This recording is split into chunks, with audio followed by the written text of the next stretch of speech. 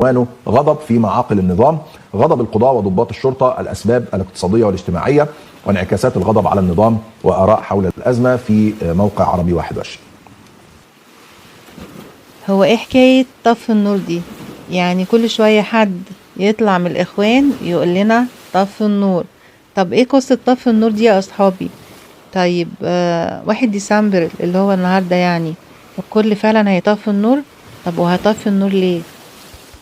السلام عليكم ورحمة الله وبركاته، عاملين ايه؟ يا رب تكونوا بخير. طيب النهاردة 1 ديسمبر، شهر جديد، كل سنة وانتم طيبين. طب يا ترى هنطفي النور النهاردة ليه؟ يا ترى عيد ميلاد مين؟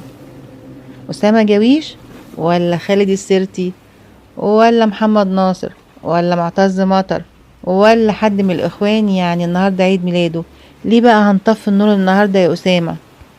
طبعا يا أصحابي، أسامة جويش بيدعو الشعب المصري لعمل ثورة ايه؟ ثورة المفاصل. طيب اللي ما يعرفش يعني ايه ثورة المفاصل، اللي هي مفاصل الدولة، يعني أسامة جويش بيدعو المصريين لكسر مفاصل الدولة اللي هم الجيش والشرطة والقضاة. طيب ليه يا أسامة؟ هي بريطانيا مسلطاك علينا ولا ايه؟ مالك انت ومال الجيش المصري والجيش والشرطة عندنا؟ مالك انت ومال القضاء عندنا؟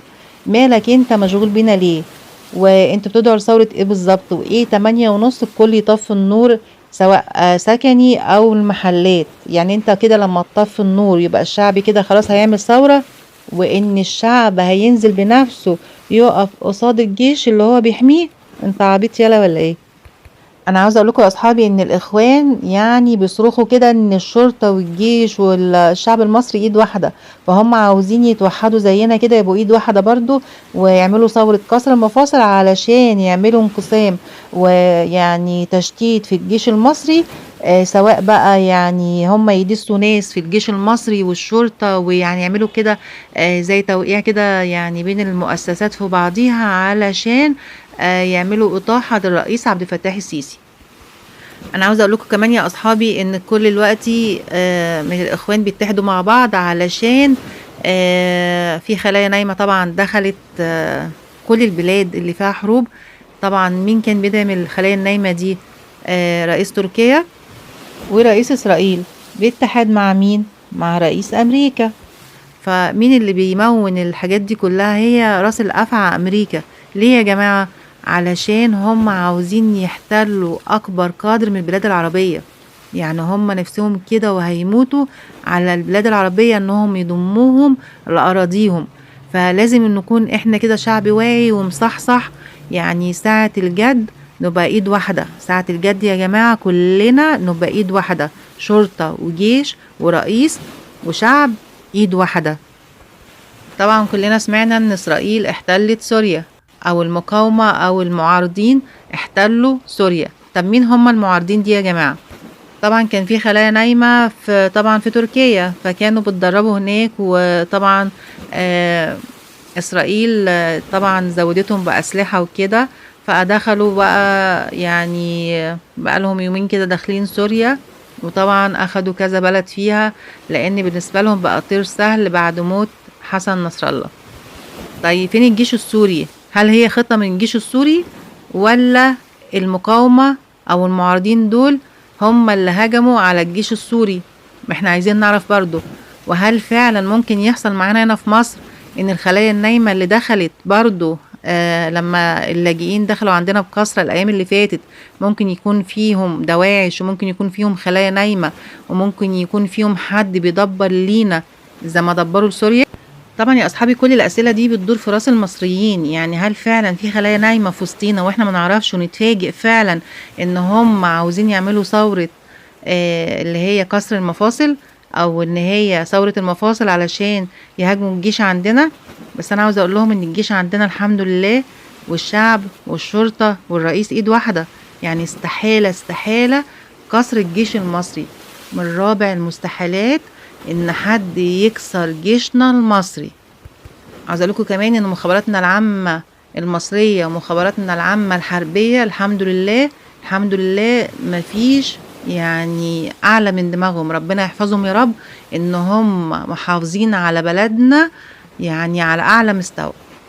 وطبعا الشعب المصري مع المؤسسات بتاعته في وقت اللزوم بيبقى الشعب والشرطة وكل حاجة هنا، التراب اللي في مصر هنا بنبقى كلنا مع بعض ايد واحدة. عاوز اقولك يا اسامة يا جويش، اللي في دماغكو وفي دماغ الاخوان او داعش نفسها، لو هي مين، لو هم مين كلهم كده، لو اسلحة العالم كلها دخلت في مصر، احنا الحمد لله ربنا حافظ مصر. يعني الحمد لله بفضل ربنا كده مصر ربنا حافظها قبل اي حاجة. انتوا بقى عمالين تهروا على الفاضي وعمالين تعملوا دعوات، والرئيس مغلي العيشة علينا، والرئيس يعني مسفلت بينا الاسفلت. انتوا مالكوا؟ احنا راضيين، انتوا مالكوا؟ احنا شعب راضي باللي بيحصل. احنا الحمد لله الامن والامان عندنا. يعني ده يعني عاوزة اقول لكم ان هو قاهركوا على الاخر.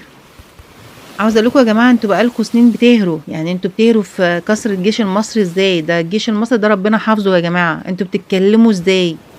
عاوز اقول لكم انتوا مين اصلا ومين داعمكم؟ هل بريطانيا دعماكم؟ هل امريكا دعماكم؟ هل يعني البلاد اللي حوالينا الاجنبيه اللي هي واصله شويه هي اللي دعماكم؟ مين دعمكم علشان كلكم باصين لمصر قوي كده؟ مين دعمكم علشان تعملوا فتنه في الشعوب العربيه؟ مين دعمكم علشان تكسروا الشعوب العربيه؟ ما هي الشعوب العربيه لو اتحدت كلها مع بعضيها هتبقى اقوى من اي حد. شغالين عمالين تشتغلونا بحاجات، يعني حاجات غريبة. ليلى عبد اللطيف تقول لك الميت الحي، ومفيش ولا ميت ولا في حي ولا في أي حاجة. انتوا بس بتخططوا لحاجات معينة وبتشغلوا الناس بحاجات تانية، علشان بتعملوا حاجة فبتشغلوا الناس بحاجة تانية.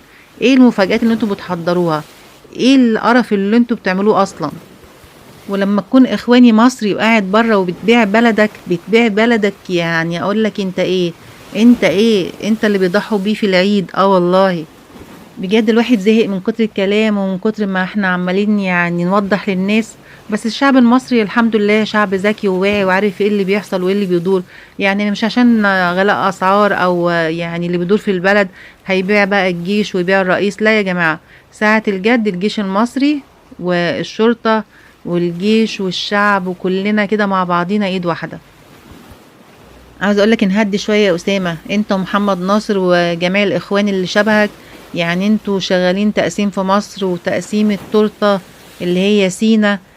طبعا عمركم ما هتدوقوا من سينا حتة ولا قطعة واحدة. من الاخر كده سينا فيها دم شهدائنا، عمرنا ما هنضحي بسينا. يعني الشعب نفسه قبل الجيش مش هيضحي بسينا، فريحوا شوية. طيب في تعليق لفت انتباهي على صفحة أسامة جويش على اليوتيوب، بيقول كفاية بقى تحليل وتعليق على الأحداث، عايزين نسقط هذا النظام الخائن. كمان التعليق بيقول تابعوا خالد السيرتي يا جماعة على اليوتيوب، لأنه الوحيد اللي بيقدم حل منطقي للتخلص من السيسي ونظامه من خلال ثورة المفاصل. ثورة المفاصل تعتمد على نقاط قوة الشعب وتتكون من عناصر العدد والانتشار، بحيث تشتيت الجيش والشرطة في أماكن كثيرة وضعف قوتهم. كمان بيقولوا يا جماعة في التعليق الفاعلية إننا مش بنهتف، إحنا بنحاصر مفاصل الدولة اللي بتدخل فلوس ونعطل عملها. توازن الرعب إن أنت مش هتضربني هقولك سلمية، لأ هنقولك يعني إحنا بندافع عن نفسينا. وقبل الثورة سيتم التحضير لها، وسنقوم بقياس جاهزية للثورة بحيث نقيس استجابة الشعب للمشاركة من خلال القيام بنشاط عادي غير ثوري وليس خطر، حتى نتأكد من استجابة شريحة كبيرة لدعاوي الثورة ومن سيقوم بتحديد موعد الثورة. يا سلام على التفكير، يعني تفكير يا جماعة بيتخطط بقاله سنين علشان يعملوا ثورة وكسر الجيش المصري. يعني أنا بجد مش عارفة أقول إيه بجد. يعني هقول لكم السلام عليكم ورحمة الله وبركاته.